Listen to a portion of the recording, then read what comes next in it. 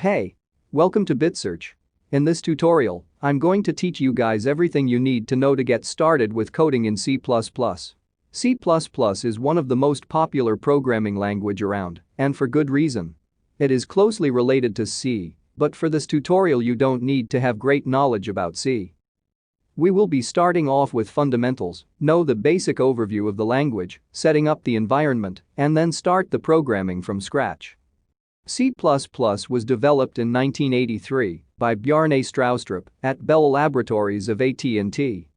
It was developed for adding the OOPS concept without changing the significant components of C. The development of C++ actually began 4 years before its release in 1979. It was originally known as C with classes, but later it was changed to C++. Why C++? C++ is an object-oriented programming language.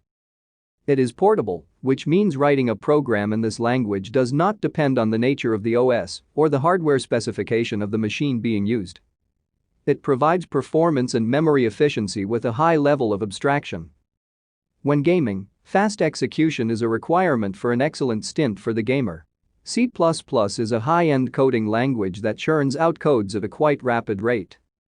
Due to its impressive memory management quality, it manages memory handling at a high rate, which is also a vital factor for developing a less choppy gaming experience for the user. So now, the differences. What were the limitations that the prior used language, C, failed to overcome? C is a procedural language, while C++ is object-oriented. What is procedural language? A procedural language specifies a series of well-structured steps and procedures within its programming context to compose a program. It contains a systematic order of statements, functions, and commands to complete a computational task or program. On the other hand, an object-oriented language is a computer programming model that organizes software design around data, or objects, rather than functions and logic. While C had a top-bottom approach, C++ was introduced with the bottom-top approach. In top-bottom approach, first, we develop and test the most important module, and then other modules are tested.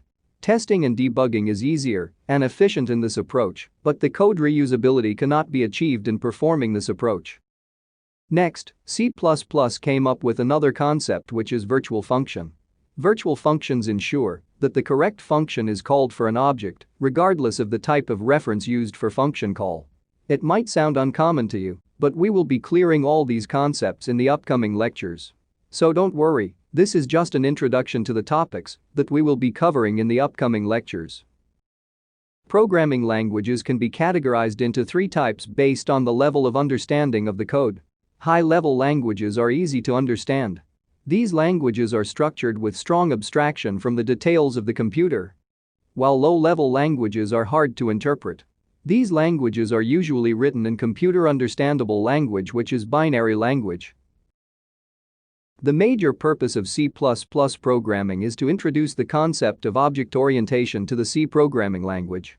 It is a paradigm that provides concepts of inheritance, polymorphism, abstraction, data binding, objects and classes. Objects. Any entity that has state and behavior is known as an object. Here the state is basically a data, and the behavior is the property or the functionality of the object. For example, MiG-29, Su-30 Mki, Mirage 2000 are a group of fighter planes having similar properties like speed, wheels, etc. Classes. Collection of objects is called a class. With reference to the above example, these planes can be generalized under a single name. Fighter planes. Let's take another example, smartphones. Smartphones can belong to different companies like Google, Apple, Samsung. In this example, smartphone is a class having a collection of objects of different manufacturers. Google, Apple, Samsung are the objects of the smartphone class and have similar properties like calling facility, camera, RAM, memory, etc. Inheritance. When object acquires all the properties and behaviors of the parent object, then it is known as inheritance. Polymorphism. When one task is performed in different ways, then it is known as polymorphism. Abstraction. Hiding of internal details and performing its functionality is called as data abstraction. Let's take a real-life example of TV. We can perform tasks like turning it on or off changing the channel, adjusting the volume level, and other external components. But we don't know the internal details of the TV, that is, how it works internally. Thus, we can say, the TV separates the implementation details from the external interface. Encapsulation. Binding or wrapping code and data together into a single unit is known as encapsulation. Let us take another example as washing machine. Washing machine contains buttons that are used to control the machine. The data, in this case, is the task that is to be performed. On the other hand, the buttons are the methods that can be used to perform these tasks.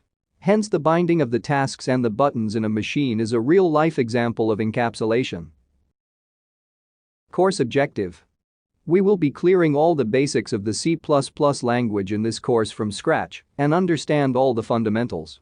We will be building small programs so that our basics get cleared. The IDE that I will be using is Visual Studio Code. It is a light-weighted application and easy to install, and no extra software installation will be required. You can also use Eclipse or code blocks. Steps for creating projects might be different, but the code will be similar in all the cases. That's all for the overview. We will try having a practical approach towards learning, and I will be clearing the concepts with practical example. So see you in the next lecture.